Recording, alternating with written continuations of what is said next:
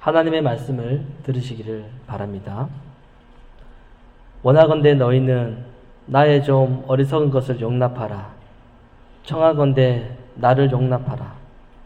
내가 하나님의 열심으로 너희를 위하여 열심을 내노니 내가 너희를 정결한 처녀로 한 남편인 그리스도께 드리려고 중매함이로다. 그러나 나는 뱀이 그 관계로 하와를 미혹한 것 같이 너희 마음이 그리스도를 향하는 진실함과 깨끗함에서 떠나 부패할까 두려워하노라. 아멘. 우리 옆에 계신 분하고 인사하겠습니다. 반갑습니다 라고 인사할까요? 반갑습니다. 나의 열심과 하나님의 열심이란 주제를 가지고 하나님 말씀 증거하도록 하겠습니다. 옛날에 우리가 잘 알고 있는 속담에 첫 단추를 잘 꿰어야 한다 라는 말이 있습니다.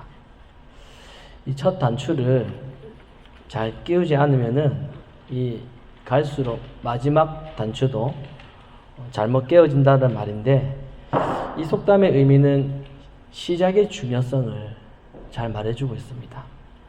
모든 일에는 처음 시작이 중요하다라는 것 모든 사람이 다 알고 있습니다. 이것을 부정하는 사람은 아무도 없겠죠. 모든 사람이 첫 시작이 중요하다라고 그렇게 생각하고 있습니다. 그런데 이것은 믿음의 문제에도 그대로 적용됩니다. 믿음도 처음 시작이 잘못되면 나머지 모든 것들도 잘못될 수밖에 없습니다. 신앙이 무엇인지, 믿음이 무엇인지를 처음부터 바르게 배우지 못하면 그 잘못된 시각이 좀처럼 바뀌지가 않습니다. 그리고 세월이 흐를수록 수십 년 동안 점점 더 굳어지게 됩니다. 게다가 그 첫 믿음의 시작인 그 경험이 자신에게 인상 깊었다면 더더욱 그 믿음은 바뀌지가 않습니다. 그것이 전부라고 생각하고 자기가 경험했던 그 경험을 가지고 상대방을 가르치려 하고 자녀에게도 주입하기 시작합니다. 만약에 어떤 성도가 수십 년 동안 교회에서 신앙생활을 하면서 여러 가지 많은 것들을 배우게 될 텐데, 그 성도에게는 지금까지 자신이 들었던 것이 전부라고 그렇게 느껴집니다. 또 그것을 자기 경험으로 삼고 그것이 맞다라고 확신합니다. 그래서 어디를 가든지 자신이 경험했고 자신이 들었고 자신이 배웠던 것들을 말하기를 시작합니다. 나는 이렇게 배웠어. 내가 다니던 교회는 이렇게 했었어. 그래서 이 교회도 이렇게 해야 돼 라고 생각합니다. 혹시나 자신이 지금까지 잘못 배웠다는 생각은 조금도 하지 않습니다. 그리고 자신이 배웠던 것이 얼마나 성경에 부합한지를 생각해 보지도 않습니다. 성경을 알아야 그것이 성경적인지를 판단할 수가 있겠죠. 그저 자신이 경험한 것을 전부라고 생각하고 더 이상 배우려고 하지 않고 어디를 가든지 자기 생각을 이야기합니다. 그런데 재밌는 것은 이러한 분에게 기독교 신앙에 대해서 물어보면 대답을 잘 하지를 못합니다. 하나님이 누구신지, 사람이 어떤 존재인지, 믿음이란 무엇인지, 기도란 무엇인지 물어보면 대답하지 못합니다. 정리가 되어 있지 않는 거죠. 뭔가 기도는 많이 했는데 기도가 무엇인지를 설명을 해보라고 하면 대답을 하지를 못합니다. 정리가 되어 있지 않는 거죠. 여러분, 교회에서 믿음에 대해서 각자가 자신의 경험을 이야기하기 시작하면 교회가 어떻게 되겠습니까? 교회는 바른 방향으로 갈 수가 없습니다. 물론 목회자와 당회가 교회에 대한 바른 성경적인 시각을 가지고 있다면 다행이지만 목회자이든 성도이든 둘 다 자신들의 경험으로 교회를 이끌어 가려고 하고 자기 경험으로 사역을 하려고 하면은 분명히 교회는 잘못된 방향으로 가게 되는 것입니다. 오늘날 우리 기독교 신앙의 현실은 믿음의 처음 시작이 잘못된 경우가 굉장히 많이 있습니다. 믿음의 첫 시작이 잘못되어 있으면 말로는 예수를 믿는다고 말하지만 사실은 믿음이 아닌 다른 길로 가게 되어 있습니다. 그래서 오늘 말씀을 통해서 우리의 믿음의 시작은 어떠한가? 다시 바로 잡아야 할 필요성이 있는지, 그리고 성경적인 믿음의 시작은 무엇인지를 한번 살펴보기를 원합니다. 우선 잘못된 믿음의 시작의 특징은 믿음을 자신을 위한 것으로 그렇게 생각합니다. 믿음을 생각할 때 이 믿음은 나를 위한 것이야 라고 그렇게 생각을 합니다. 믿음은 이렇게 생각을 하지요. 나에게 복을 주고 나를 천국에 보내주기 위해서 필요한 것이 바로 믿음이라고 생각을 하는 것. 이것이 바로 믿음에 대해서 첫 단추가 잘못 끼워진 것입니다. 여러분, 생각보다 많은 기독교인들이 믿음에 대해서 지금 이렇게 생각을 하고 있을 겁니다. 여러분은 믿음의 시작이 무엇이라고 생각하십니까? 여러분, 믿음은 하나님께서 우리에게 주셨습니다. 많은 기독교인들이 하나님께서 자신에게 믿음을 주신 이유를 구원을 얻기 위해서라고 생각을 하는데 그게 바로 믿음에 대해서 첫 단추가 잘못 끼워진 것입니다. 하나님께서 우리에게 믿음을 주신 이유가 무엇입니까? 나를 구원하시기 위해서 믿음을 주셨다고 대부분 그렇게 생각을 하고 있다는 거죠. 어디 가서 여러분 한번 물어보십시오. 믿음을 왜 주셨냐고. 하나님께서 당신에게 왜 믿음을 주셨냐고. 이렇게 물어보면 나를 구원하기 위해서 이렇게 생각을 한다는 거죠. 하나님께서 우리에게 믿음을 주신 이유는 우리의 구원의 목적이 아니라 하나님이 세우신 뜻과 그 계획을 위한 것입니다. 그러니까 하나님의 목적을 위해서 하나님께서 자기 백성을 선택하시고 믿음도 주신 거예요. 그러니까 믿음은 처음부터 인간을 위해서 주어진 믿음이 아니라는 것입니다.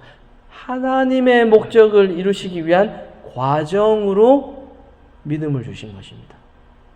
하나님의 목적의 그 과정으로 우리에게 구원도 선물로 주신 거죠.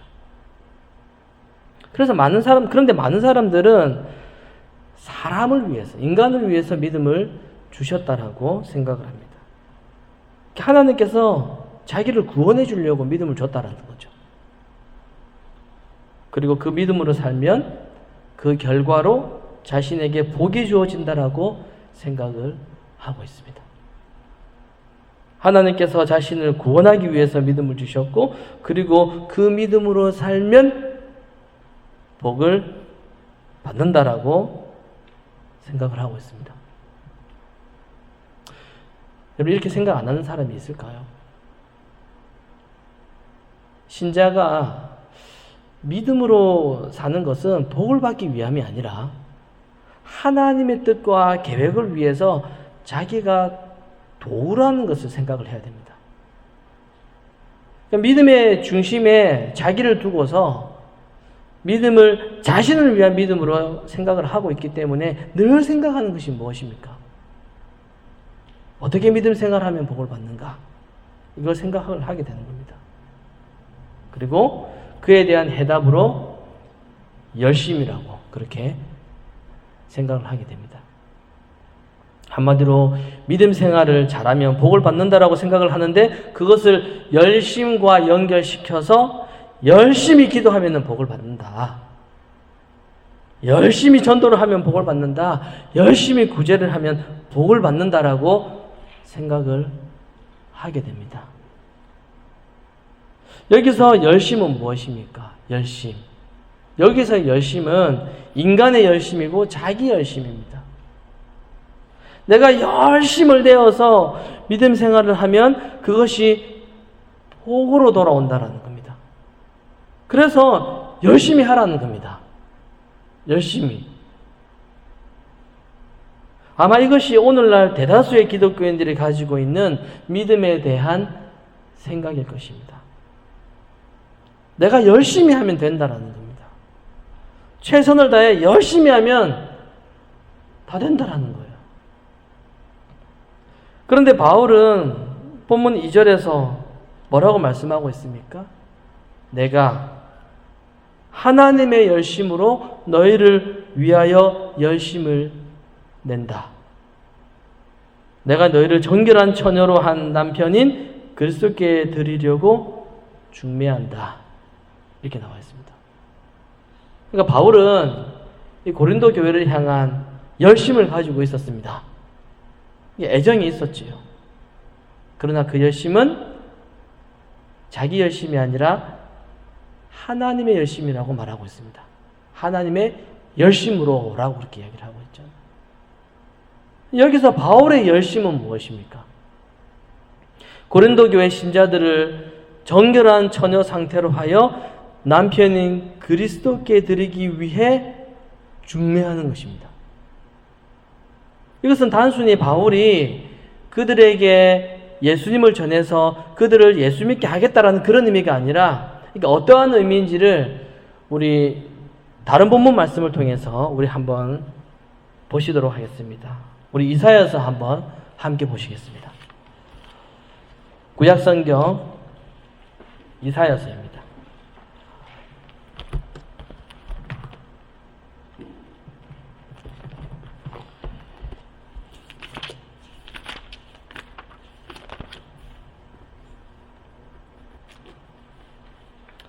구약성경 이사야서 54장 4절 5절 말씀입니다. 이사야서 54장 4절 5절 말씀입니다. 구약성경 1034페이지에 있습니다. 자, 우리 한번 한 목소리로 함께 읽어보도록 하겠습니다. 54장 4절 5절입니다. 두려워 시작. 두려워하지 말라. 내가 수치를 당하지 아니하리라.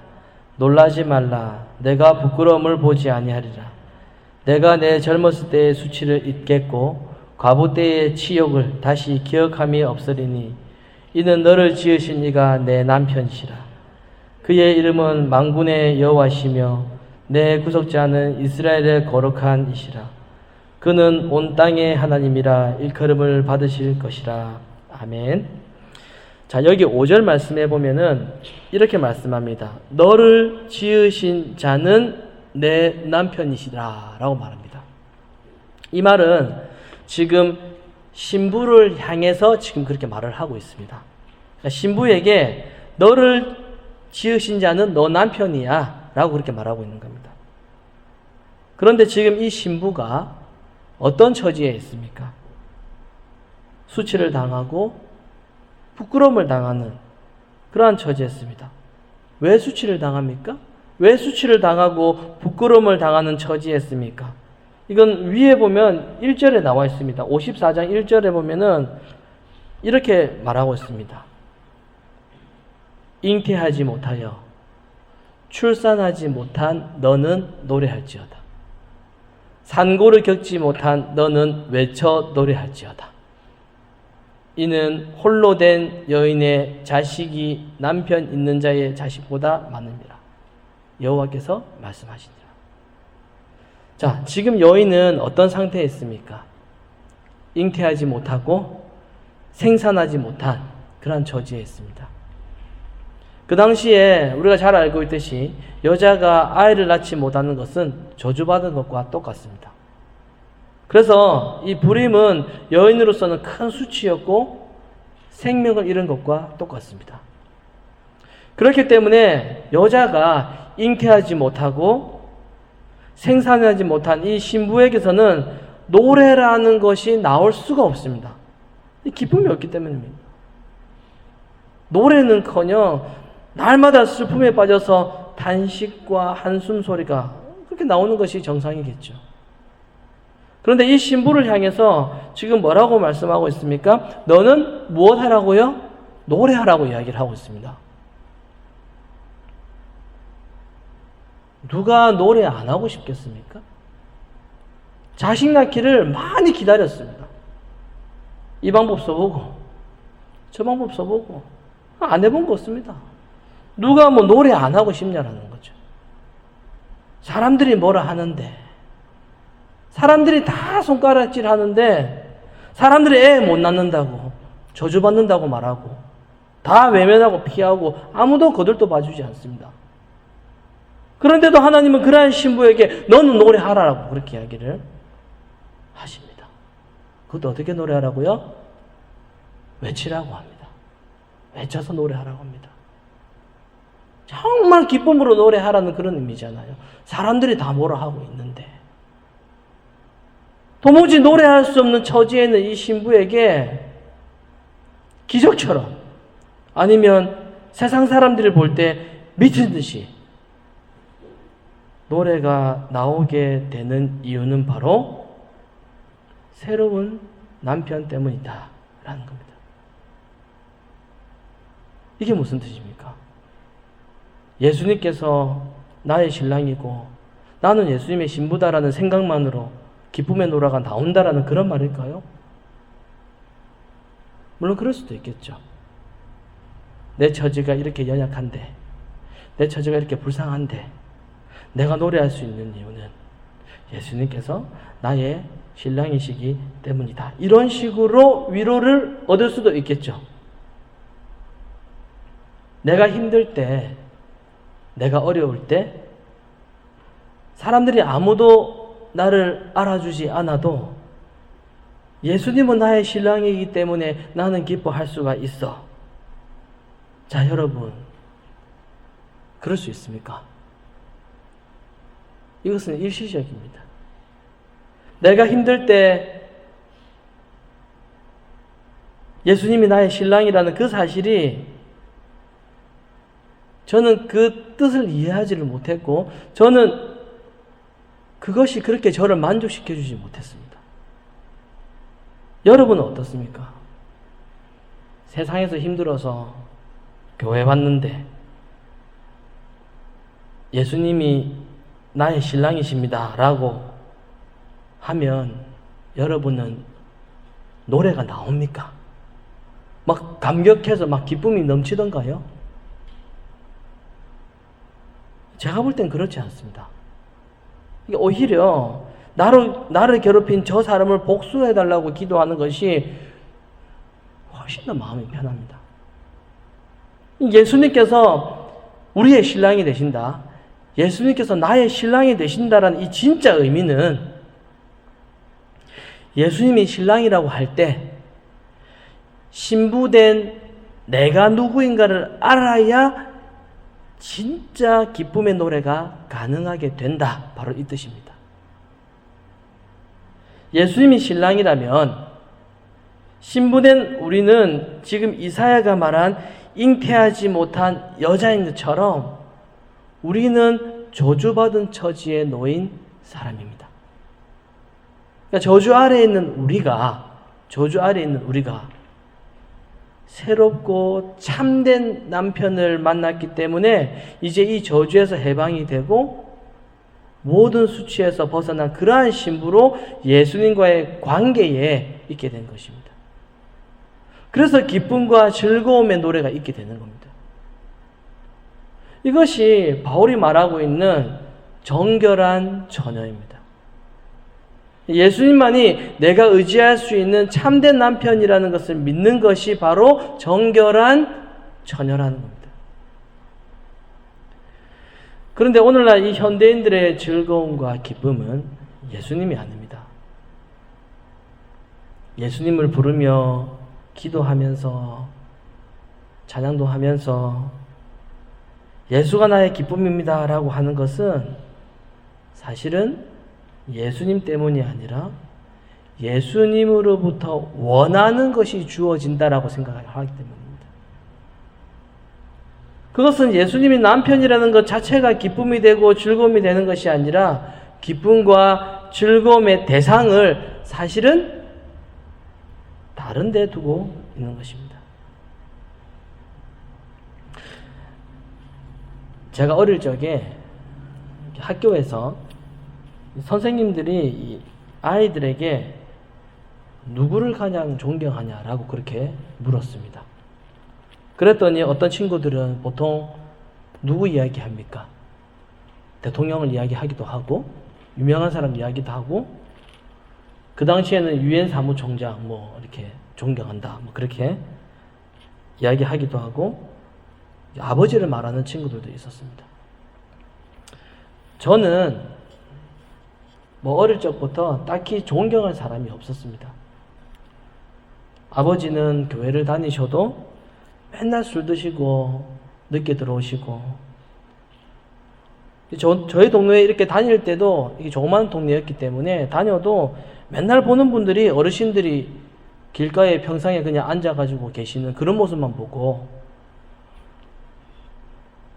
그런 거 말고는 제가 딱히 누구를 볼 수 있는 사람이 없었습니다. 뭐 작은 동네에서 학교 갔다가 집에 갔다가 교회 갔다가 뭐 이런 삶이 반복되었으니까요. 그런데 희한하게 친구들은 존경하는 사람들이 참 많더라고요.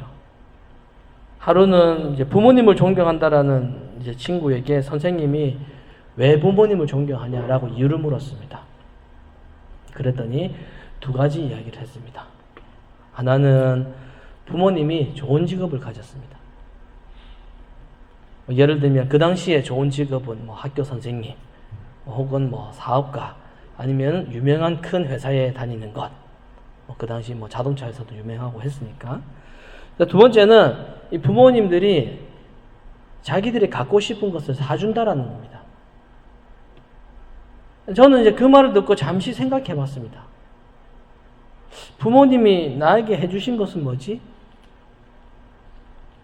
친구들처럼 이렇게 딱히 떠오르지가 않았습니다. 저는 뭐 컴퓨터도 없었고, 자전거도 없었고, 뭐 스케이트보드 이런 것도 없었고, 뭐 아무것도 없었습니다. 이게 친구들과 비교를 하니까 제가 어릴 적부터 이게 가난이 무엇인지를 알게 되는 거예요. 아, 이게 가난이구나. 저는 이런데 이 친구들은 다들 자기 부모님은 돈 많이 번다고 그러고 자기가 갖고 싶은 거 다 사줘서 그래서 존경한다라고 그렇게 이야기를 하는 겁니다. 그리고 자기도 커서 그런 부모가 되고 싶다라고 이야기를 했습니다. 제가 그런 말을 들으니 제 머릿속에 이런 생각이 듭니다. 아, 부모님을 존경하려면 부모님이 나에게 뭔가를 많이 해줘야 하는구나 라는 생각을 했습니다. 나에게 어떤 이익이 있어야 존경할 수 있다라고 생각을 하게 된 겁니다. 저는 이것이 신앙에까지 영향을 미치게 되었습니다. 예수님이 나에게 좋은 것, 기쁨이 되는 것을 주시는 분으로만 바라보게 된 것입니다. 나에게 이걸 줘야만 그래야 기쁜 겁니다.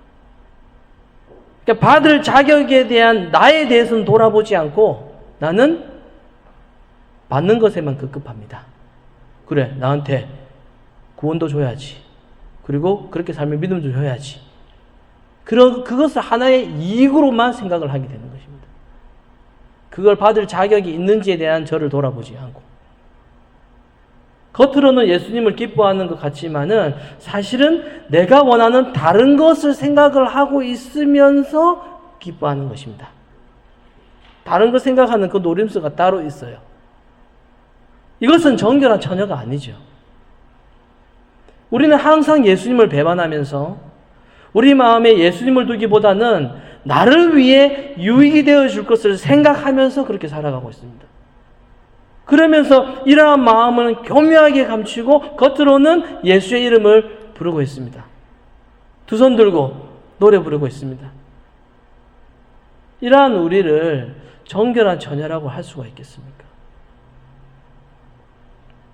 그런데 이렇게 정결과는 아주 거리가 먼 우리를 정결한 처녀로 불러서 예수님의 신부로 중매하고자 하는 것이 하나님의 열심이고, 바울은 이러한 하나님의 열심을 알았기 때문에 하나님의 열심으로 고린도 교회를 향해 이렇게 편지를 쓰고 있습니다. 우리가 바울을 통해 알 수 있는 그 하나님의 열심은 우리가 바라는 것이 아닙니다. 우리가 원하는 것이 아닙니다. 우리가 서로 누가 믿음 생활을 열심히 하는지를 살피면서 열심히 하는 신자에게 복을 주어 그런 인생을 잘 되게 해주는 그런 하나님은 없습니다. 그건 우리의 열심이죠. 하나님의 일하심. 하나님의 열심은 우리를 정결한 처녀로 불러서 예수 그리스도 앞에 딱 세우시는 것입니다. 그게 하나님의 열심입니다. 그게 하나님의 일하심입니다. 그러면 정결함이 무엇입니까? 정결한 처녀. 이 정결함이 무엇입니까? 우리가 어떻게 정결한 처녀로 불림을 받을 수가 있습니까? 이 정결함, 여기서 이 정결함이라고 하는 것은 그 마음에 오직 참된 남편이신 예수님이 계신 그 상태, 그게 바로 정결함입니다.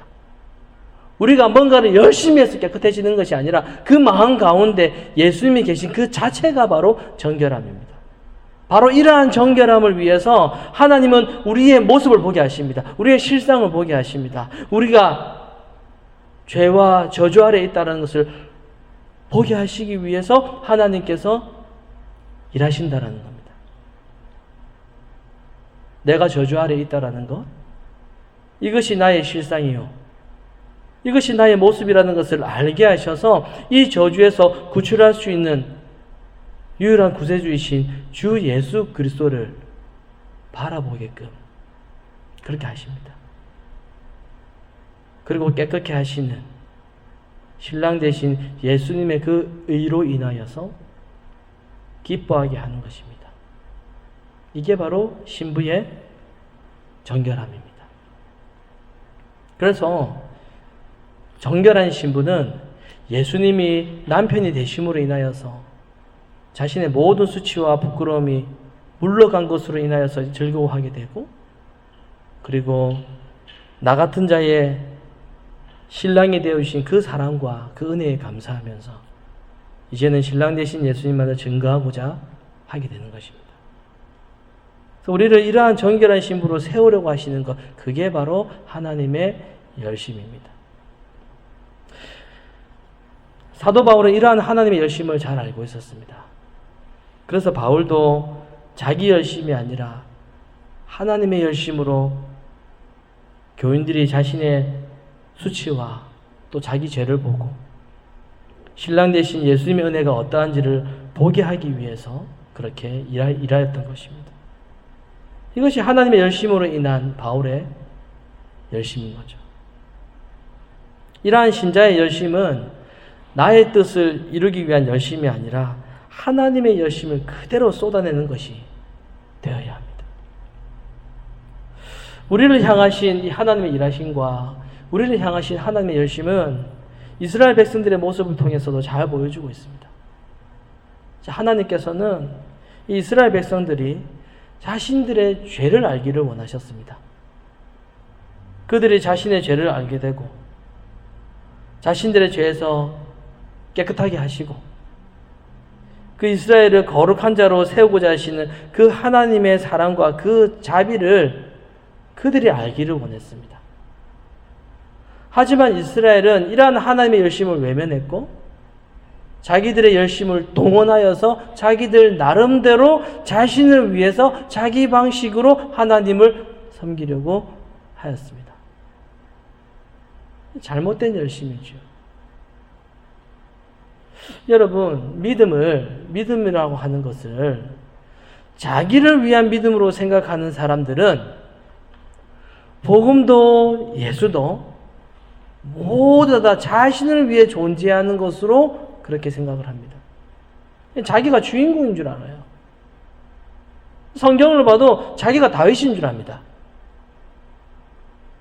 자기가 모세인 줄 압니다. 자기 중심적으로 모든 것을 생각을 하고 있는 겁니다. 누가 괴롭히면 성경에 있는 내용을 가지고 와가지고 자기가 그 성경에 하나님이 도와주시는 주인공으로 생각을 하는 거죠. 그러면서 나름대로 열심을 내면서 결국 자기 복을 추구하게 되는 것입니다. 하지만 여러분, 이것은 오히려 죄악을 쌓는 것임을 우리는 잊지 말아야 됩니다. 자기를 위해 하는 모든 것들은, 자기를 위해서 하는 것들은 그것이 예배라고 할지라도, 그것이 봉사이든 그것이 기도와 찬양이라 할지라도 자기를 위해 하는 것은 그것은 믿음이 아니라 오히려 죄악을 쌓아가는 것에 불과하다는 것입니다. 참된 믿음의 열심은 교회 안에서의 활발한 활동을 의미하는 것이 아닙니다. 교회 안에서 활동을 하면 안 된다라고 말하는 것이 아니라 활발한 활동 그 자체를 가지고 하나님이 기뻐하시는 열심으로 착각해서는 안 된다라는 겁니다. 사랑하는 성도 여러분, 우리의 열심은 우리를 향한 하나님의 열심과 동일한 열심으로 드러나야 됩니다. 그것은 자신이 죄인이라는 실상을 항상 마음 깊이 생각하는 것입니다. 저주 아래 있는 것이 나의 모습이구나. 저주 아래 있는 것이 나의 실상이구나. 라고 하는 것을 말씀을 통해서 우리는 쉬지 않고 깨달아가야 됩니다. 기도를 해도 이것이 우리의 기도가 되어야 되는 것입니다. 기도 제목을 말하면서 뭔가 기도 제목을 받으면서 이루어 주십사라고 그렇게 할 것이 아니라 기도를 하더라도 자신을 무너뜨리는 기도. 바로 이런 기도야말로 자신이 부인되는 그러한 순간입니다. 그렇기 때문에 쉬지 말고 기도를 해야 됩니다. 이러한 열심이 저와 여러분을 정결한 처녀로 예수님께 나오게 하는 것입니다. 예수님께서 얼마나 가치 있는 분이신지는 우리가 저주의 자리에 있을 때 더욱더 선명하게 드러나게 됩니다. 그래서 믿음이라고 하는 것은, 이 신앙은 우리를 저주의 자리로 막 몰아넣습니다. 참된 믿음을 소유하게 되면은 우리를 저주의 자리로 몰아넣게 되는 거예요. 자신감이 생기는 것이 아니라. 그 어떤 방법으로도 그 무엇으로도 이 저주의 자리에서 구출될 수 없고 오직 예수님의 피로서만 건짐을 받을 수 있는 바로 그 자리에서 비로소 예수님이 어떤 분인가를 돌아보게 하시는 것입니다. 그래서 여러분, 우리는 이러한 측면에서 열심을 내야 됩니다. 교회 어떤 활동을 하는데 열심을 내자고 하는 말이 아니라 말씀을 통해서 자기가 저주받은 자이고 나는 수치와 부끄러움을 받아야 할 존재라는 것을 더욱더 깊이 깨달아가는 것. 여기에 우리는 열심을 내어야 한다라는 것.